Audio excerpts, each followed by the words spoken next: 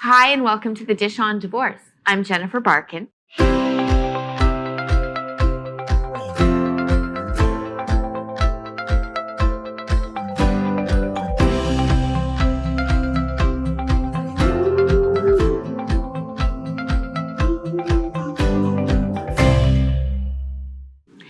today in the studio, I have a special guest, Maja Bekic.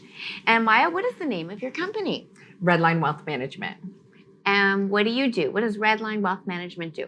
So we specialize in helping women navigate the lovely aspect of divorce and going through that process and making sure that you financially become stable and confident and empowered when you walk away from that marriage or when it dissolves at any which way how it ends. But we want to make sure that you're financially confident. And I hear you say women. Women, yes. Why are you focusing on women? Don't the men need your help? Men do need my help, but I find, and I have a bigger compassion for women. I have been divorced and I understand what it's like to be starting over. One of the biggest things is it's a male-dominated industry. Finance is very male-focused, from the advisor to the client. It's always been like that. Times are changing. Times are changing big time when it comes to finances, and women need to be more empowered and more confident, and they need somebody that's going to lock arms with them, hold their hand and say, you know what, I got you. I got this. You know what, you're doing better than you think. And so my whole thing is to provide a boutique style experience where you're going to feel empowered, where you're going to be like, you know what, I'm actually know what I'm doing. One of the things I find is that a lot of women, when they separate, there's a lot of guilt and there's a lot of shame when it comes to their finances, especially if their spouse took control throughout the whole marriage. Why do you think that there's guilt and shame? Because they feel guilty at the fact that they never looked. They never paid attention. They don't know what's going on. They're just like, you know what, my spouse is going to take care of it. And, you know, I don't have to worry. That's starting to change, but that kind of was the old school mentality where my spouse has got it all and I don't need to worry. And I think in marriages, no matter which marriage it is, people have their roles. Yes. And families work differently, you know, but in a family, it might be, I'm going to take care of the kids. You were the higher income maker, so I'm the one who's going to take some time off to raise the children, or you're going to pay the bills. I'm going to be the one who cooks and goes to the grocery store. Yeah, there's a lot of that. And now, you know, I don't say go home and say, you know what, I want to know what we have and I want to take over. To me, it's go home and have the conversation. What do we have? Where are our accounts? Who is our financial advisor? Who do we have a life insurance policy? If something happens to you, where do I find all this information? Because there's a lot of times where it's like, I don't even know where to start. And during separation, or even like during somebody passing away, there's a lot of grief. At the end of the day, it's a death of a marriage or a death of a spouse. So you don't want to be going at that moment when you're dealing with all this emotion going, where do I go? Where do I start? And I think it's a really smart idea to find out that information before you ask someone for a divorce. I agree. Because you just need to know these things. However, on the flip side, if I've never been interested in the finances, and all of a sudden I'm coming home to my spouse and I say, hey, hon, if you die, or where's this, or how do I do this? Do you think they get suspicious? And well, if you say, if you die, they might question it. I would say if we were to separate, they would get really suspicious.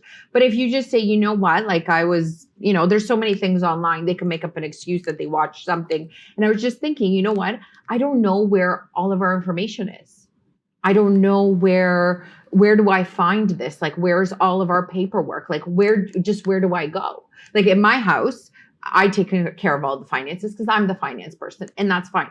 But I have a drawer with all of our information, and my husband knows if something happens to me, here's the drawer. You go here and everything you need to know, you need to find is right in here. He knows what we have, but it's still knowing where to go and find it. So what point in the process of somebody, let's say, separating, should people come see you? And what do you do for them? So an interesting stat that I found was, and I didn't find it, it's actually out there. 80% of women, once they get separated, they actually find a new financial advisor, which I think is absolutely incredible. But one thing that they could do is, in the process of going, you know what, I want to get separated, or I'm thinking about it, they can reach out and we can talk about, okay, what do we need to do? What are the steps? Here's the information you need to find. And I can guide them along the way so that they can ask these questions if they don't know. But afterwards, what do? Is I become their financial advisor. I help them manage their finances. I help make a plan moving them forward to make sure that they sustain the wealth or build the wealth. Or if unfortunately they had no wealth when they walked away from their divorce, which happens, we can actually build something. So there's that whole empowerment and encouragement, but it's knowing that, you know what, you have an advisor that has your best interest for you. Now, you mentioned earlier that one of the reasons that you do this line of work is that you went through your own divorce. Yes. So do you find that makes you more empathetic towards the people that walk through your door? I would say yes. I didn't have that. Mind you, our divorce was very, very simple. It was a short and sweet marriage, but I didn't have... A starter marriage. It was a starter marriage. Yeah. 2 years, short and sweet, quick and over. And we just went 50-50 on everything. And for us, it was an easy split. But there's a lot of splits that aren't easy. They're very complicated. And when there's a lot of assets and a lot of built up wealth, if we go that route, you need to know that somebody has your best interest at heart. And I can relate. I understand what it's like starting over. I understand where it goes. You know what? I don't know what I'm doing. So the first step is just to be like, okay, well, let's just manage your money. The number one thing to wealth management is money management. Let's make sure you're confident in managing your money, because once you're confident in managing your money, you show up way better in the world. We could actually take on the world, I think, as women, if we manage our money properly and we have that financial confidence. Well, I know that money is one of the biggest stressors for anybody going through a divorce. And it doesn't matter how much money people have. Like, I've seen clients that really the family has very little net worth. Mm-hmm. And I have other clients that are high net worth. But yet that common denominator is everybody's afraid of the money. Will I be okay? Yeah. Everybody wants to know what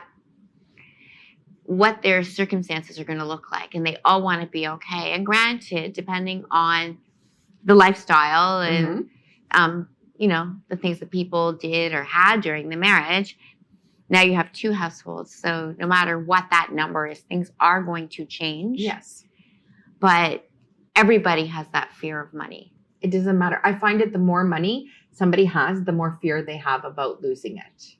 So it's making sure that we invest properly, that we manage it properly, that we have the right liability coverage to make sure that, wealth has two components. There's the wealth building, and then there's the risk management. Are you managing your risk of losing it all? Like, if something was to happen, estate planning is a huge thing, but that's a whole different topic, which we don't need to go into. But insurance is a big part, I've noticed, with my clients and people that I've spoken to in regards to a separation agreement, making sure that, if something happens to you, there's an insurance policy to make sure it covers any alimony payments, spousal support, child support payments, any lifestyle changes, things, whatever, it's part of the agreement.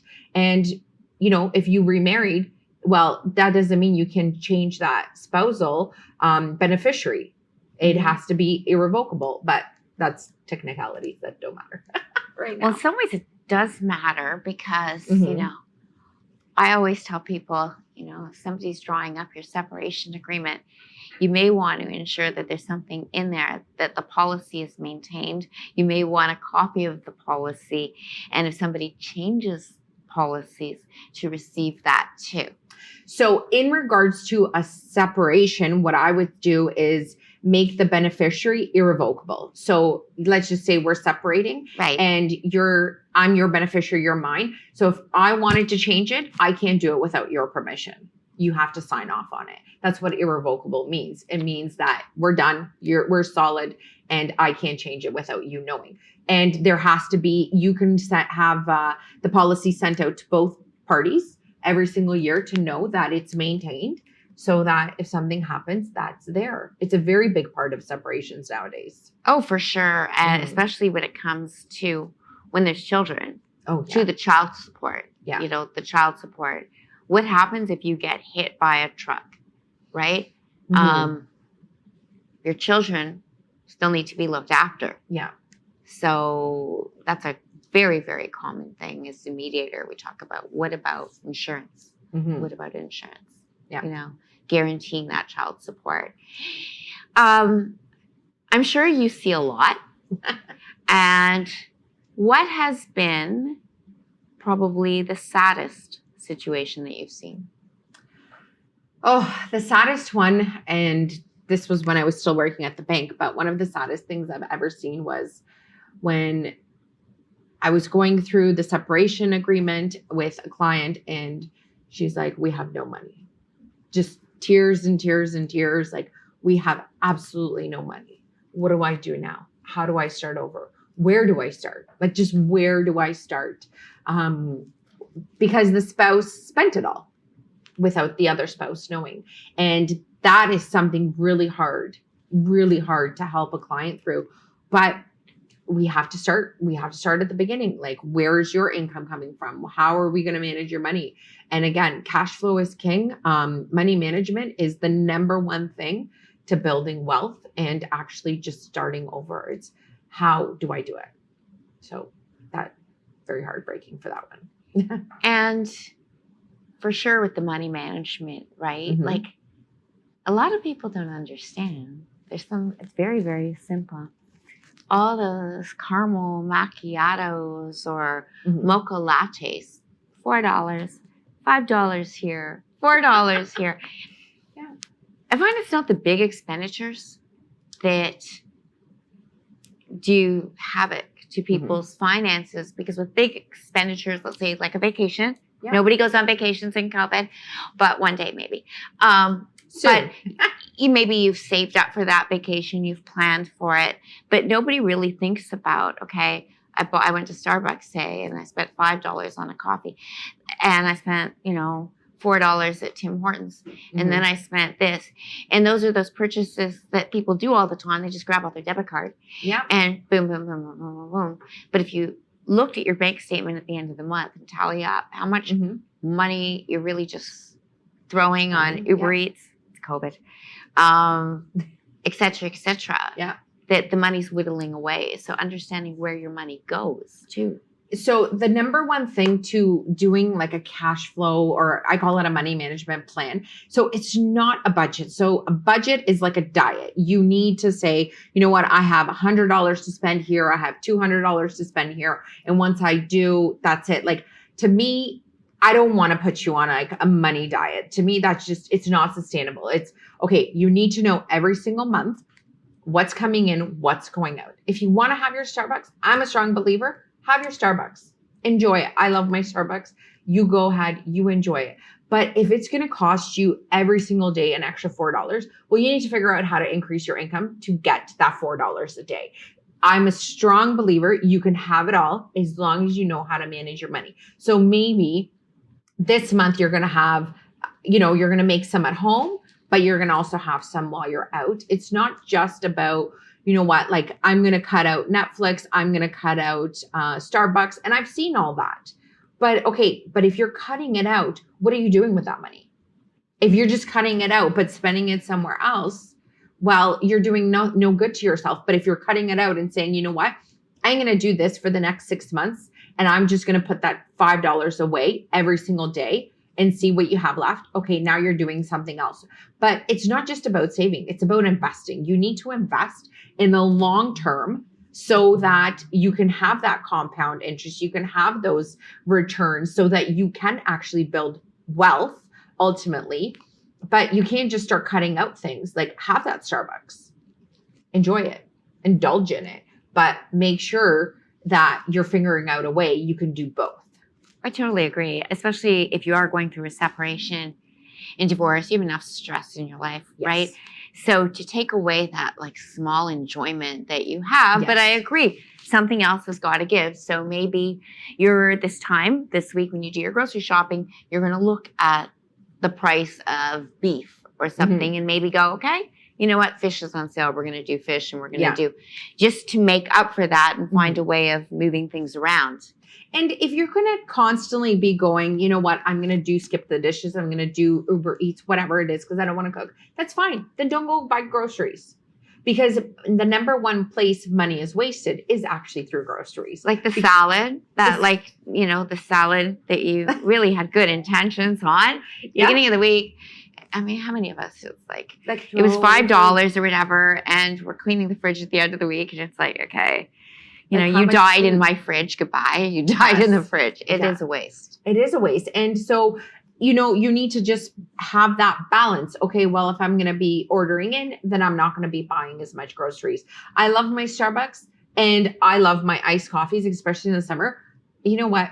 But that's also because of COVID and all that stuff. And I can't be bothered to go wait and to get in my car to go through a Starbucks drive-through right now. Just boggles my mind just to do that. So I went and I bought a thing of vanilla syrup and I make my own iced coffee now. And it tastes just as good. Sometimes I switch it for Bailey's, but that's okay. Not when she's helping her clients. Not when I'm helping the clients. But a client could come over and have one with me. We could enjoy. Okay. Okay, so tell me. I'm laughing. We should be laughing. We should be laughing. We're actually taping on a Sunday today. On a beautiful Sunday. Yes. Tell me one of the happiest stories about one of your clients. Well, to me, it was still a shocker, but the happiest was, oh my God, I can't believe how much money I'm getting from this divorce. I can't believe how much properties we have. And now what do I do? It's a happy moment where they didn't pay attention at all. And they were like, oh my God, how much do we have? But at the end of the day, she was still overwhelmed with now what? So even though it's happy, that there's more overwhelm and more guilt of now, how do I manage it so I don't lose it? And this is why I say it's so important to kind of be a little bit involved throughout the marriage, because when you do separate and you get that much wealth, then the fear of losing it becomes more overpowering than the shame of going, oh my God, we have nothing. Because when you got nothing to lose. You got to start. You're starting at the bottom and you just got to work your way up. Can't get worse. But when you're starting with something and you don't know how to manage it, that's why lottery winners lose all their money within like a few 2 to 5 years. It's because they don't know how to manage it, because they're not ready to manage that kind of wealth. And without the proper guidance, it becomes very, very hard. And a lot of people don't understand what a wealth management company does or what a financial advisor does. They think, well, I need to have lots of money so I could start. No, you don't. You just need to start however you want. It's just learning to manage your money and investing properly and learning to build wealth in all areas of your life. Yeah. It's funny when you mentioned the lottery winners. There's some show. I don't know if it's still on. I think it was a TLC show. At night, I'm tired of watching junky TV. I won the lottery, and you just see, and then there was one where 5 years later, and where's all this money? Everybody becomes your best friend. You bought a Rolls Royce, you bought a yacht, you bought a this, you bought a that, and poof. And celebrities too. Yeah. A lot of them lose their money because they don't know how to manage it. There is one lottery winner story that I read, and I can't remember the exact details of it and when it was. I just remember though that they got back. So within 5 years, they lost it all, and they actually ended up being in more debt than they were originally before they got the lottery, because not only did they buy everybody a house and pay off everybody's debt, but they splurged and splurged. And when you have money, banks will lend you more money. And more money and more money and more money. Yes.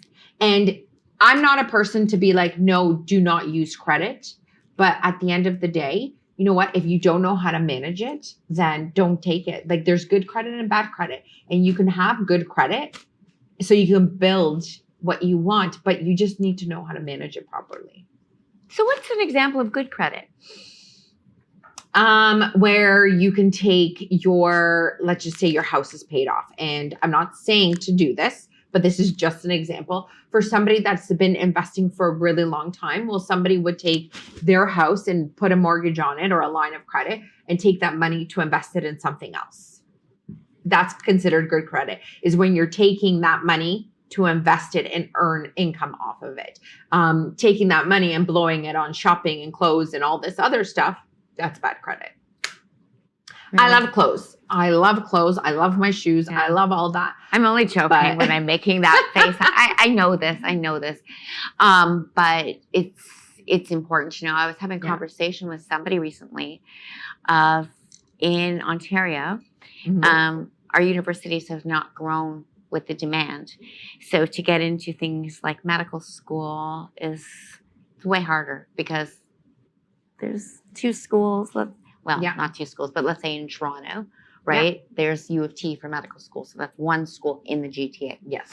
And it's very difficult to get into the medical school program. Yeah. So I'll say, well, how about considering taking out a student loan? But that's going to put my kid into debt. Yes. But if you forecast what your child's income will be once they finish school, that debt shouldn't be too hard to pay off. Yes. So to me, that's good debt. So student loans are there's a big gray section there I'm going to go with. Okay. And I'm going to learn something. So not everybody, there's so many people that go to school, get student loans, and they come out of that university, college with so much debt and they can't find a job. And then they end up spending 20 years trying to pay that debt off. For certain professions, yes. Doctors, lawyers, like accountants, those kinds of things that you know you're going to be earning a 6-figure income for sure, then yeah, it makes sense. And I've seen student loans up to $250,000 to $300,000, if not more, depending on where you want to go to school. But those people, and I've seen afterwards when they graduate, they will stay at home, take a lot of their money. Yes, they will take quite a bit of it to start investing and managing it. But their plan is to pay off that student debt within a short period of time, not drag it on for 20 years. If you're doing that, then it's become bad debt at this point. Exactly. Like at this point, it served its purpose and now you're just dragging it on for nothing and paying interest. Exactly. Yeah. So I imagine you do a lot of hand holding. Yes. And somebody comes to see you. Are you very open with, this was my experience. I can relate to this. Yes. You know, everybody's experience obviously is different, but, and do you find that gives people more faith in you or want to work with you? It gives them a sense of comfort. So I like to relate to my clients. I like to tell them, you know what? I understand what you're doing. I understand where you're going from because I've been there. Pretty much anything that you could have that could have happened. Like I've learned a lot of my stuff is because I've learned from experience. And yes, experience is our best teacher. It is. Yes. And so it does give them that comfort. And I've cried with some clients because their stories are so heart-wrenching, to be honest.